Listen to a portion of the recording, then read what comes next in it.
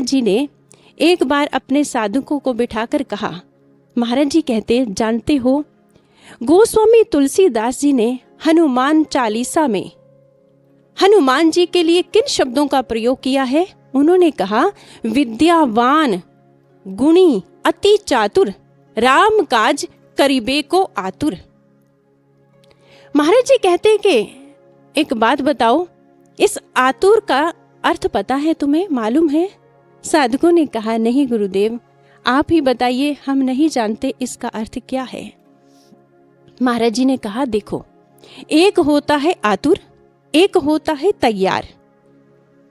अब हम आपसे पूछते हैं कि जब आपको इस गुरु घर से कोई मैसेज आता है, कॉल आती है, आइए गुरु दरबार में आकर सेवा कीजिए, तो आपकी प्रतिक्रिया क्या होगी?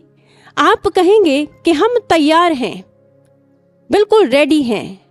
दीदी या भैया, जब भी आवश्यकता पड़े हम अवश्य आएंगे, आप तैयार हैं। लेकिन अभी एक प्रश्न और बाकी है जो हम आपसे करेंगे। महाराज जी ने कहा कि लेकिन हनुमान जी के लिए गोस्वामी तुलसीदास जी ने तैयार शब्द नहीं कहा, उन्होंने आतुर कहा है। जानते हैं क्यों? क्योंकि तैयार शब्द के साथ एक नेगेटिव पॉइंट जुड़ा हुआ है। वो क्या है?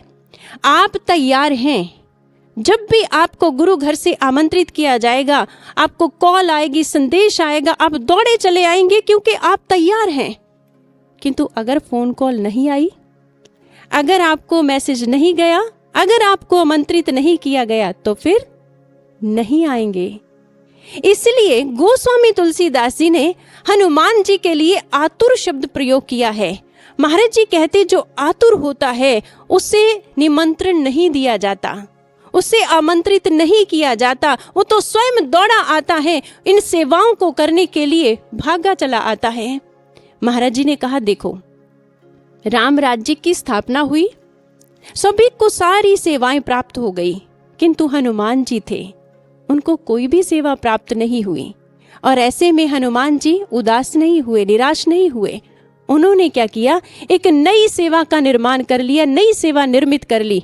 वो सेवा थी चुटकी बजाने की। अगर भगवान को उबासी आ गई तो चुटकी कौन बजाएगा? अर्थात जो आतुर है वो जानता है, मुझे सेवा के लिए पुकारा जाए या ना पुकारा जाए, मैं अवश्य जाऊंगा। और वो अपनी सेवा गुरु दरबार में ढूंढ ही लेता है, क्योंकि यहाँ सेवाओं की कोई कमी नहीं है, कोई अभाव नहीं है। बस अभाव है तो हमारे भाव का, जो हमें रोकता है इन सेवाओं से। और सज्जनों, इसलिए हमें इस भाव को उत्पन्न करना है ताकि गुरु के मिशन के लिए इस समय इस दरबार में कंधे से कंधा मिलाकर खड़े